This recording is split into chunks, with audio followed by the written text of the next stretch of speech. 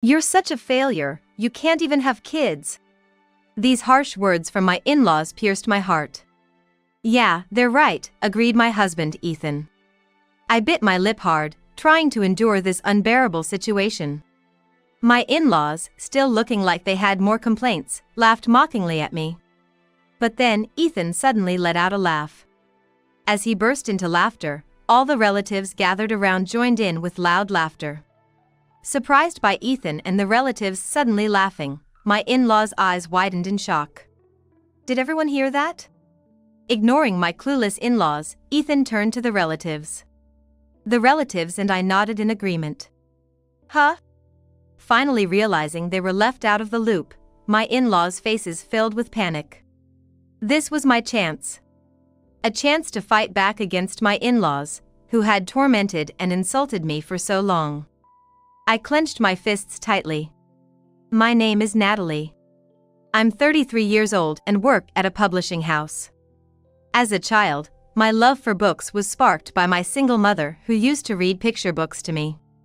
Becoming a literary editor has always been my dream, and I am proud to be doing the job now. I've been with the same company since I graduated, initially handling sales and magazine assignments. 3 years ago, I finally made the switch to literary editing. However, in the beginning, I was completely clueless about what to do in literary editing. It was different from working in sales or magazine editing, and I was utterly lost. It was my husband, Ethan, who also worked in literary editing, who came to my aid. Ethan, a senior with 5 years of experience in literary editing, patiently taught me everything I didn't understand. He's incredibly kind to his subordinates and meticulous in his work methods. He even volunteered for the unpopular task of training newbies, a testament to his kindness. We started spending more time together.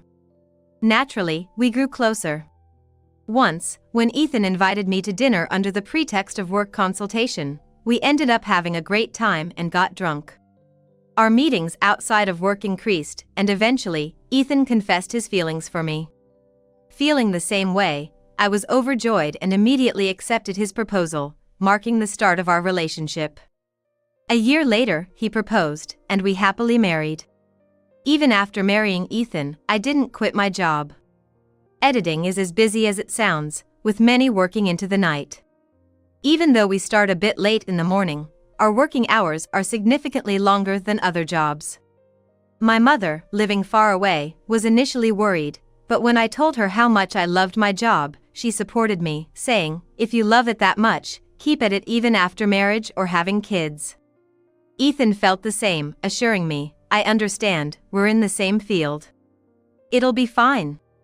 So, I didn't quit for marriage and continued working as a literary editor with Ethan. Becoming a family with someone I shared interests with and who was so kind made me extremely happy. Little did I know what married life had in store for us. It all started with a phone call. A month after our wedding, I returned home early to prepare dinner and received a call on my smartphone. It was an unfamiliar number. With trepidation, I pressed the call button. Hello? Natalie. Finally, you picked up. I thought you wouldn't answer. I winced momentarily at the sound of my mother-in-law's raspy voice. My in-laws live in a town just 3 stops away from our house by train, relatively close by. Since my mother lives in a distant rural area, I had thought of relying on my in-laws for anything urgent.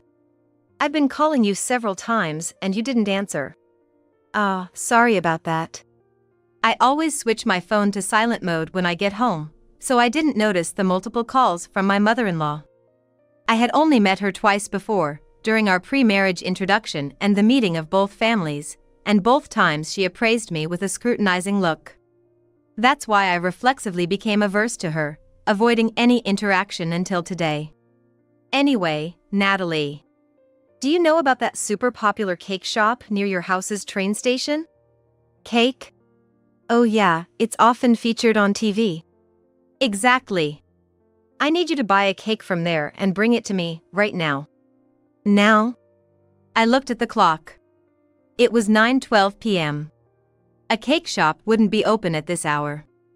Besides, if she wanted a cake, she could just go buy it herself tomorrow. Why ask me? I'm sorry, but the cake shop is probably closed now. I can try tomorrow, but I can't promise anything due to my work schedule. While I was mentally reviewing my schedule for the next day, my mother-in-law snapped, "Don't be so stingy. I have a bad leg, that's why I'm asking you. Can't you do this one thing for me?" She suddenly spoke in a commanding tone, and I was at a loss for words. This was the first time I had a proper one-on-one conversation with her. I didn't know she was the type to give orders like this. I can try tomorrow. Just not today, please. I'll let it slide since you're Ethan's wife. Make sure you buy the cake as soon as the shop opens tomorrow. After having her say, she abruptly hung up. What in the world? I was already tired from work, and this unreasonable demand from my mother-in-law only added to my fatigue. Well, as long as I get the cake tomorrow. I resigned myself, and an hour later, I had dinner with Ethan, still in our honeymoon phase. The next day, I left home an hour earlier than usual. Leaving already? Yes. I've got a busy day at work. I see. Take care. Not wanting to worry Ethan, I lied to him a bit. He didn't suspect anything and saw me off. I did as my mother-in-law asked, buying the most popular cake at the station and delivering it to her house. You're late. Did you oversleep or something? She said mockingly to me, who had just brought her the cake. I was dumbfounded by her nerves. No, I bought it as soon as the shop opened. Sorry for being late. Oh, stop it. Don't show me such a gloomy face this early. I'll graciously accept this then. Without a word of thanks, she just took the cake and started to go inside. I called out, "Excuse me. The money for the cake?" Money? There's no such thing. You're actively working and earning, aren't you? After dismissing my request, she slammed the door shut. I stood there, dumbstruck. The cost of the cake wasn't that high. But how could she not even pay or say thanks after asking me to buy it? To make matters worse, she ridiculed me. I felt my heart racing as I realized my mother-in-law's true nature, which I hadn't seen before our marriage. The thought of having to deal with her from now on weighed heavily on me. True to form, after getting her way with the cake, she started ordering me around more often. Sometimes it was to buy a branded wallet at a department store sale, other times to come over and cook. She even went as far as demanding a monthly allowance, which left me exasperated. Ethan and I, both working, lived in a downtown apartment close to the station, where the rent was exorbitantly high. We were struggling as it was, barely making ends meet and saving up. There was no way we could afford to send her money. I just can't afford to send money. Maybe I can bring a cake instead, that might help. Despite my refusal, my mother-in-law kept pestering me with calls, always asking, "Have you sent the money yet?" I had grown to dread her calls, but I didn't want to worry Ethan, so I kept it to myself. This continued, and it's been almost 2 years since we got married. About a year ago, Ethan and I started talking about wanting kids, but there was no sign of it happening. Anxious, I went to a clinic for tests and found out that the fertility issues were on my end. The condition wasn't such that it was impossible to conceive, so after discussing it with Ethan, we decided I would take a break from work to focus on getting pregnant. Trying to conceive was tough and taxing, both mentally and physically. Ethan always encouraged me, saying, "Let's keep going at our own pace." His kindness brought tears to my eyes. With Ethan by my side, I felt I could endure the difficult journey. Just as I was trying to stay positive, my mother-in-law called again. "Natalie, still no baby? I really want to see my grandchild. But I guess it's too much to expect from you. I wonder why Ethan even married you." What? Her cruel words were a shock. Then, she started calling every day, pressuring me about having a child. It wasn't just her, even my father-in-law called with similar comments. If I didn't answer, they'd call back repeatedly, so eventually, I had no choice but to pick up. I braved through their relentless attacks. But Ethan noticed something was off and one day asked me, "Is something wrong?" I had intended to keep my mother-in-law's behavior from Ethan, but his concern made everything I had been holding back spill out. "Ethan, actually." I confessed everything that had been happening since we got married, the demands, the snide remarks from my mother-in-law, and the ongoing harassment about money and having a child. My tears revealed all the pent-up frustration and sadness. "That must have been hard. I'm sorry I didn't notice sooner." After hearing everything, Ethan apologized with a look of regret. I saw tears spilling from his eyes. "No, it's my fault for not telling you." "That's not true. I had no idea you were suffering so much. I can't forgive this. It's been a long time since I've been this angry." Ethan was visibly trembling, overwhelmed with emotion. I was so touched that he empathized with my feelings. "We can't just let my parents continue like this. I have a plan." "A plan?" "Yes. You know we gather with relatives every New Year's Day, right? We'll do it then." Ethan shared his plan to confront my in-laws. "I don't know if it'll work, but let's try our best." Hearing his strong voice, I felt a deep sense of relief. I wasn't alone. I trusted Ethan, ready to face my in-laws. Months passed. During these months, I continued to endure verbal abuse from my in-laws about money and children. I always acted as if nothing was wrong when talking to my mom, but recently she mentioned something concerning. I got a call from an unknown number the other day. My mom, a hardworking single mother, had started showing signs of forgetfulness. I usually half believed her stories, but this time I couldn't ignore it. Digging deeper, I uncovered a shocking truth. "That's unacceptable. I will definitely protect you, Mom." "Okay." Over the phone, my mom sounded solemn, like a child. My mind was full of the information she shared.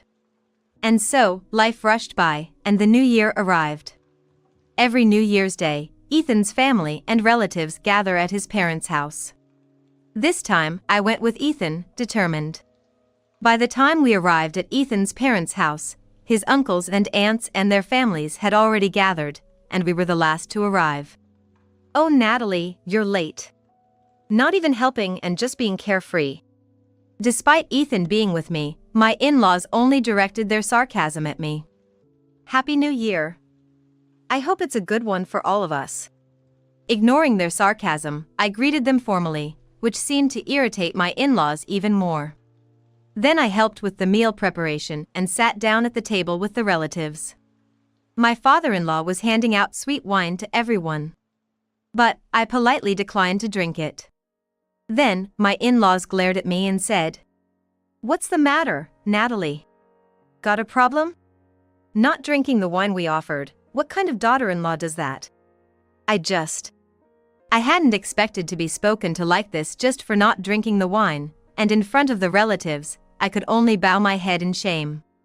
Eventually, my in-laws spoke again, with a tone of annoyance. "Ah, what a disappointment. A failure who can't even have kids." They both exclaimed, their words piercing my heart.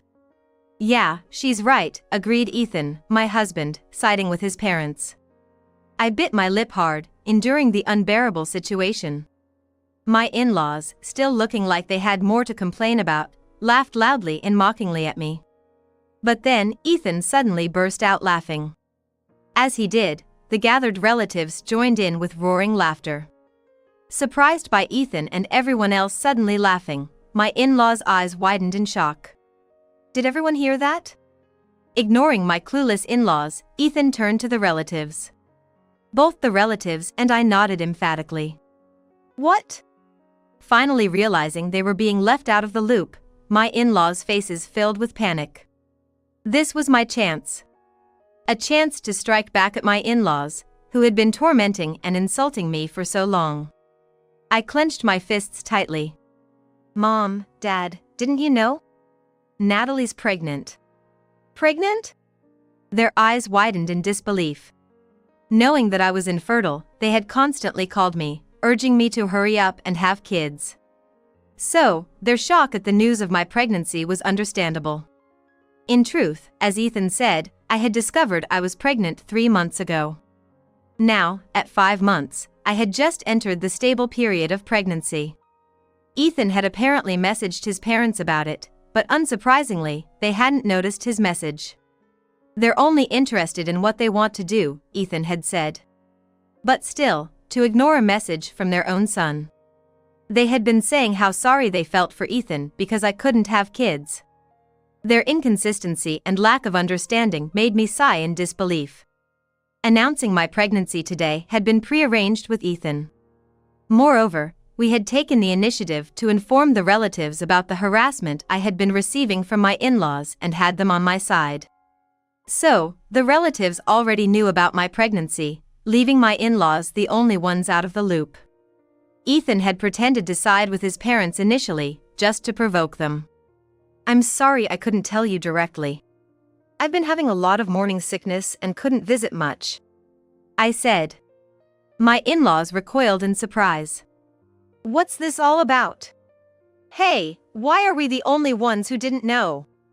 That's so rude. This is what happens when you have a forgetful mother. They complained, blaming me even though they had missed their son's message.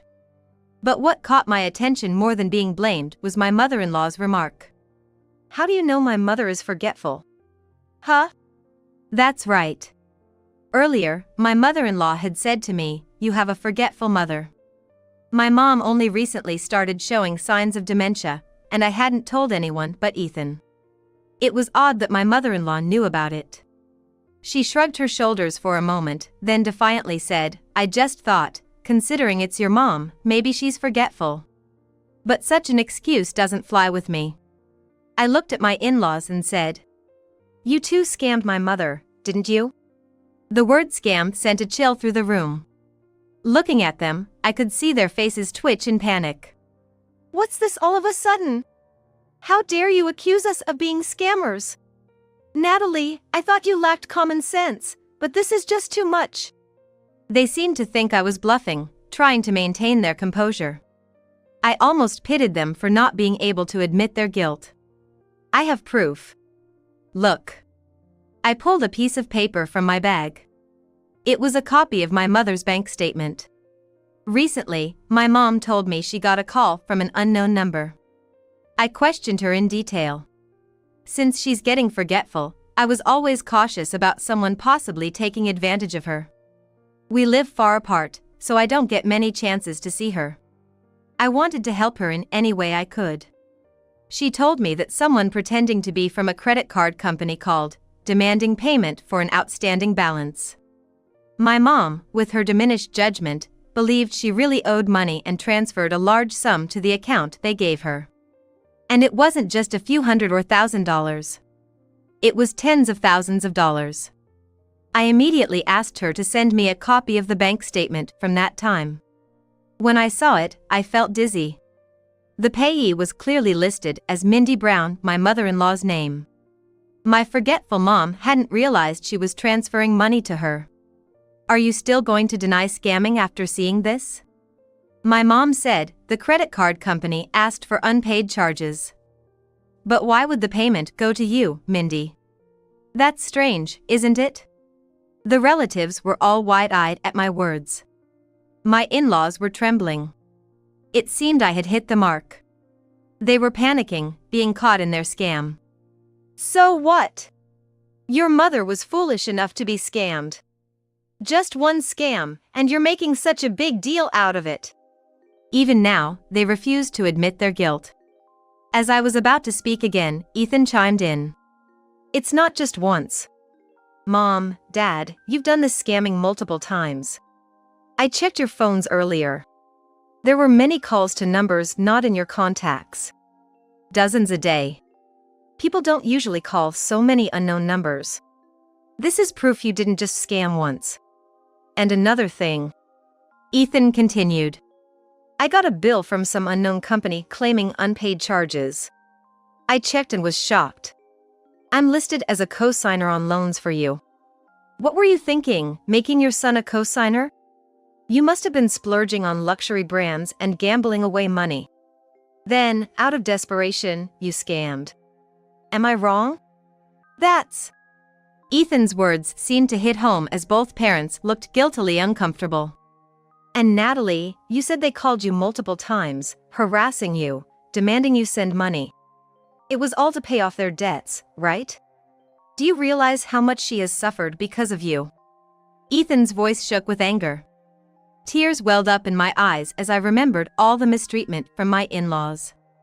Just a little more. Soon, I'd have my chance to vent my frustration on them. I bit my lip hard. That's because I wanted to get along with Natalie. My mother-in-law desperately tried to justify. I did errands and shopping for you, saying you had a bad leg. But that was a lie, wasn't it? I was surprised you seemed fine today. My mother-in-law's body twitched again. Ethan, sensing an opportunity for a counterattack, pressed on. I'm fed up with your lies.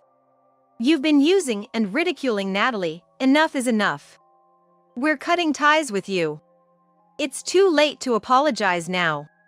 And we'll be reporting the scam to the police. Ethan, speaking sternly, caused his parents to widen their eyes in shock. This was the first time the usually calm and kind Ethan showed such anger.